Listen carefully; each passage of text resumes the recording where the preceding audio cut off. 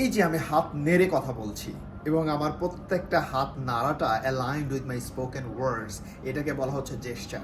ওয়াইল communicating two influence people, আমার এই non verbal communication পার্টটা খুব বেশি ইম্পর্টেন্ট।